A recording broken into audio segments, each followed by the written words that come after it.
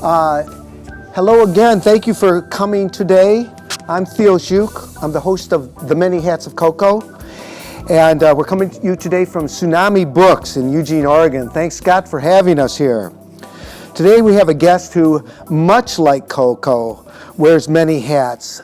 John Keskinen is a noted singer-songwriter in the area, guitarist, dobro player with the Garden Variety Band. You might want a Garden Variety Trio. You might want to check them out on Reverb Nation.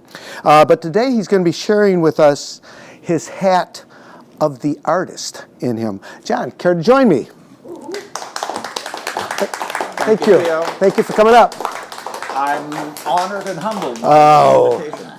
A little bit of full disclosure here. John and I have actually shared a stage on occasion musically, and it's been a treat to have him work with him as a musician, and it's been a treat to look at his art. And today he's going to tell us a little bit about his art and about himself.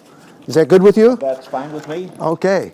Well, let's jump right into it. I personally know where you're from and your education, but I suspect that most people out there don't know. So tell us a little bit about Minnesota. Sure. It's in the middle of the U.S., close to Canada, and they sell a lot of snow shovels and Toro snow blowers, I hear. I hear that. But I left Minnesota in the late 90s because I was told that people out here don't die from the weather as often as they do in Minnesota. And has that been your experience? It has. I'm still alive. No heat stroke at the summer highway edge, and no heart attack shoveling snow 3 feet deep. Works sometimes. So how did you get into art?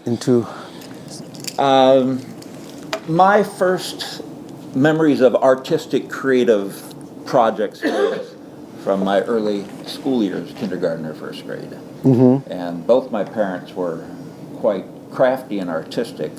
My father actually wanted to be an architect, and he was more of a folk artist. He tended to always be working on a painting or some kind of little project. And both my parents encouraged me quite a bit. And I think my father encouraged me and my mother praised me. Well, those are a good combination, actually. In my hometown area, a small town in Minnesota, my father was a very well-known sign painter for many businesses that had signs. Back in those days, there wasn't a lot of neon. You had a sign hanging outside your storefront. He painted many of those signs, and some of his national logos still appear on products. Is that right? Wow. So he would do marquees around town, basically. Yeah. Last summer I visited my old homestead at the lake in Minnesota, and that was bought by a classmate of my sister's, and she happened to have saved an old tin plate sign that came off a storefront, which appeared to have been painted by my father. Wow. Can you, when you were a child and you went around town, could you recognize his works and say that was Pop? It wasn't that interesting to me. Most people Of back course then not, yeah. had a very utilitarian sign, but it was not unusual that I would see him painting these at home, and then a few days later there it would be at the store or in the window or something. And why did you explore art yourself? Was there something you were getting out of it? It seemed a natural direction for me, very possibly because of my dad and my mother. They encouraged me to go into music a lot too back at the same time when I was in school. And approximately the beginning of my 7th grade year in school, I was drawn toward both music and visual arts. And the school activities prompted me to be very creative, and I spent many events as MC or writing sketches for programs at school. Do you find your music and your art symbiotic or complementary to each other? Do they seem to follow a?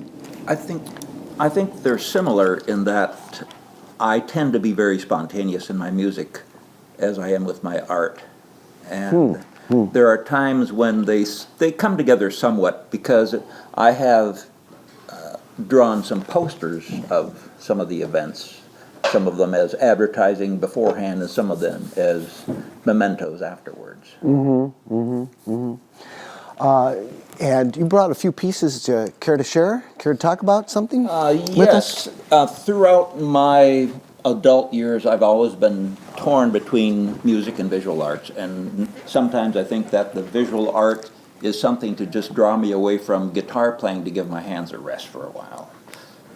It may or may not be, but they tend to be in separate spurts of music or art, and not necessarily worked at the same time. Several years ago, this might be from 2014, I had not produced any artwork for a few years, and I consider myself a photographer too. So even though I may not have been painting, I'm always taking pictures. And Jane invited me to attend a Sunday salon with her at a friend's house, and she said that we'll sit around and draw and paint, and people bring whatever media they want to.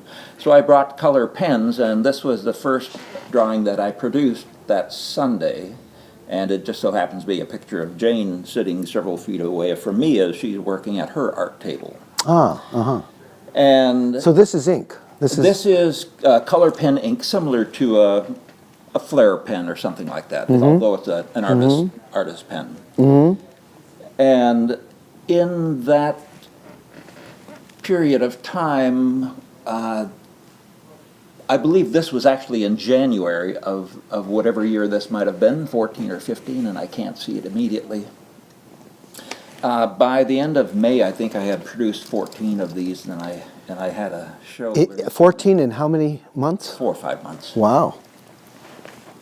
And as that little series progressed, the pen work changed, as we might see here. I'll bring up another. And I'll bring this one off. And I've always tended toward abstract as opposed to realism. It's Well, always- in this one you had some, this would be impressionistic, the first one. Yes. The first one. And But this one's This abstract. is not. Yeah.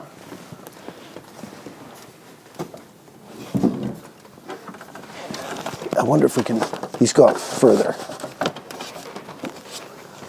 Oh, this one next. Okay. And this is also one of those in that same series, and it was, within that series, it was the first of maybe 4 that had a lot of this style of movement in it. So it's an abstraction. So I've always wanted to ask an abstract painter, where do you begin? Where do you begin? Staring at the blank white piece of paper. That can be abstract. So the first line, tell me, the first line. In that particular one, let me think. I believe the first line was an angle in there in the middle. Okay, and was it a feeling or an intellectual idea? It is my feeling of dividing a space. Oh, wow. Okay, all right. Never thought of it like that before. And is the painting a continuation of dividing a space? Is this all dividing space? The idea that I have as I'm working on something like this is, without thought, the painter uses their tools, and the tools of thought are to imagine space and depth and movement and color, not as things but as concepts. So as I stare at the white paper, and oftentimes I do feel like I'm staring in a meditative way, I don't necessarily see a design that I'm working at, but I have a sense of making divisions in that white space. And at the same time, if divisions can show depth and movement, and to my eye, that has a lot of movement in it. It does, yeah. Yeah. And there's nothing in there that was intended to be of any subjective, realistic model or nature. So going back to the beginning of it, was it movement that you were looking for when you started to divide space? Yes, So I do want to So have the concept movement. started as movement. And generally speaking, is that how you paint? Are you looking for movement or? Yes. Okay.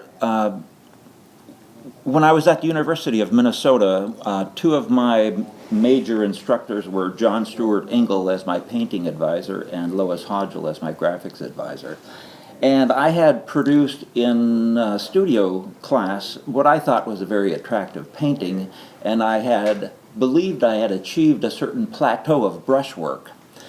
And John Ingle, a man that whom I admired greatly, came over and he commented on it, and he said it was a pleasant piece, and it was realistic. It was a still life. Okay. But he said that it looks as though the dance steps were written, and you were not following your heart in the dance. In other words, my brushworks were as though it were a dancing diagram, and they were placed in a very predictable way. And So particularly in that one, I think my brushwork may have been very perpendicular and vertical and horizontal. And his comment was, you should learn to dance without thinking of your steps. And so you had the choreography down, you just didn't have the actual dance step down. So without the music. yeah, without the music there, and we're back to music. Well, that's interesting. You also brought another one to share with us. Did you? I have a few others. Oh, would you like to share anything else? I'll bring another one up here.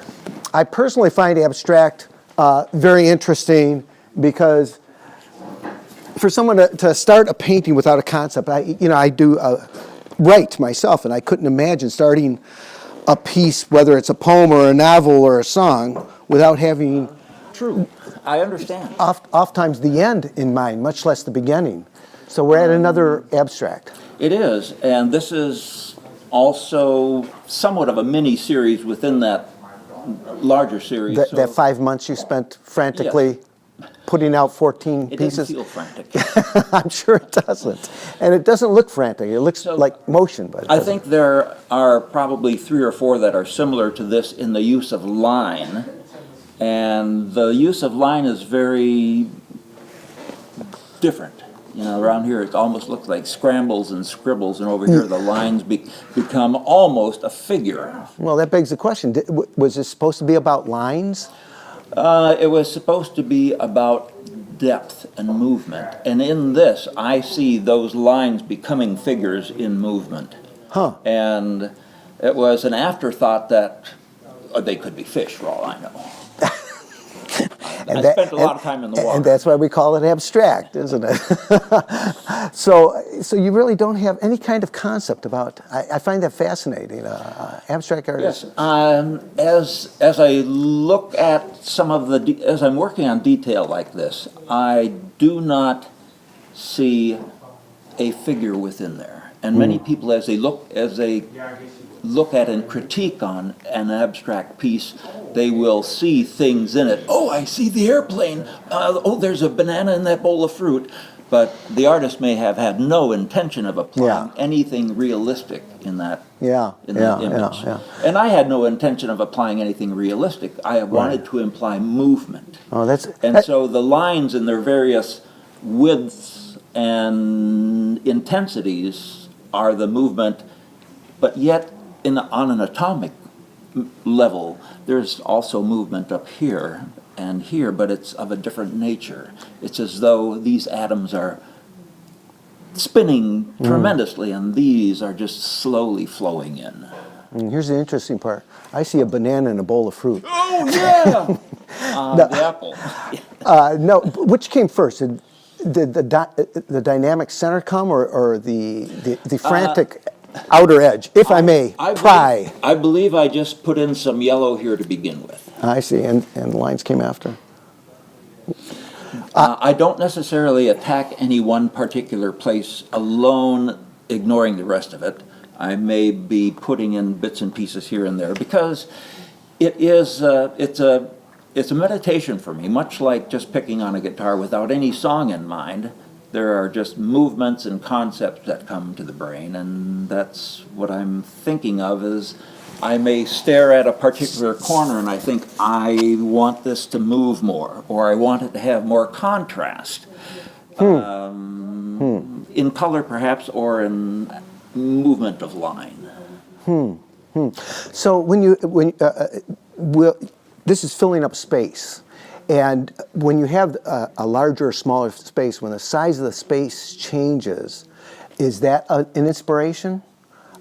If you had a bigger canvas or a small canvas, does that lead the abstract thought? I think it would. I haven't worked in a large canvas for several years. I worked in a series of, and I think they were 30 by 40 inches, and they didn't have this much small detail. They had what I thought was a lot of movement, but in a larger scale, and they were not totally abstract. They were representational.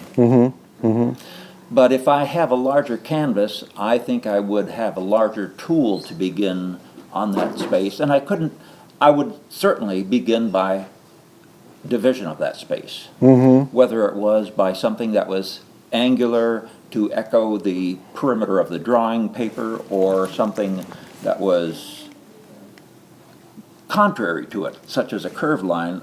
It could be either one. And as I looked at these were in 2012. That was the year that I did that series. I cannot remember which parts went on before the other parts. I can have a vague memory of what started it. Do you remember the series of those 14? Do you remember? Can you say this was my fourth one in that series, or?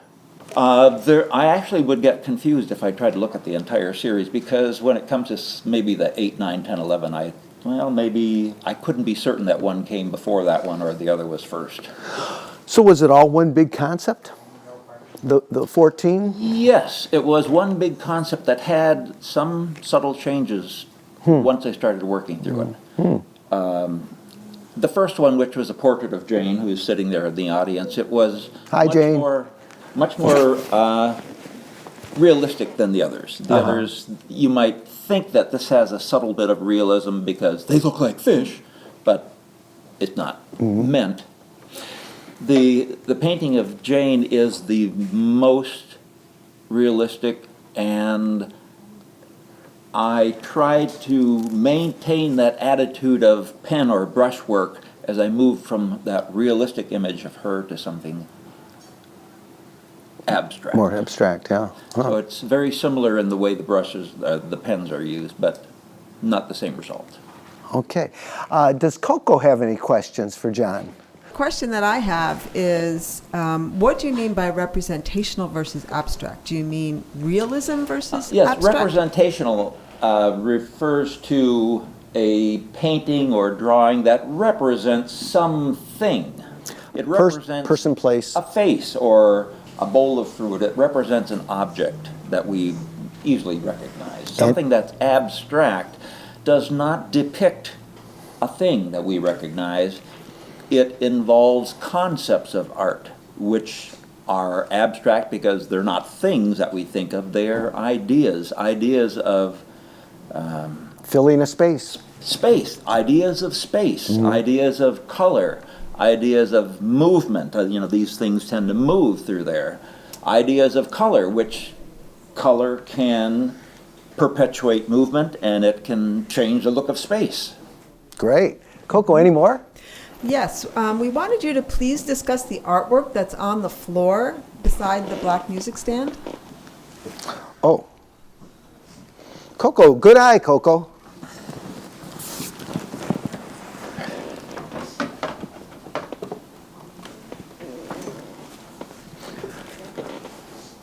This is probably in that series of 14 or so. This is most likely toward number 9 or 10 or 11.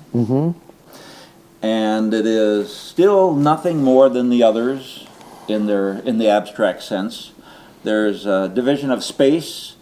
In this sense, in this image, it tends to look globular or round or circular, and it depicts a certain different kind of mass appearance as the other ones, which may have looked like fish swimming. This is still the same type of pen work, and there's no thing here. It's just the concept began in dividing the space differently. So I see a treble clef in here and a banana. I see a cartoon image, and I'm not sure which funny creature that is, but it's some cartoon image of character. And Coco, we got another question. So, a question is, how do you choose your colors? Is that based on something you're feeling at the time, or? That's a great question. It is based on something that I feel at the time. Many painters and artists would likely have at their fingertip more than one choice of color, unless they are painting something with one broad expanse of a particular color and they just need to cover it. There's always a choice immediate to which color can be applied and which is likely to be applied, and I might have 4 or 5 pens at the time, and it's a feeling. Coco is right, it's a feeling. What will make that space feel better to me at the moment? You'll get to understand that Coco is always right. I've heard rumors. On that, we've run out of time. Oh, this just went so quickly. Well, it was very enjoyable. Thank you so much for joining us today, John. You're most welcome, Theo. I learned a lot today. Thank you. Thank you. Thank you.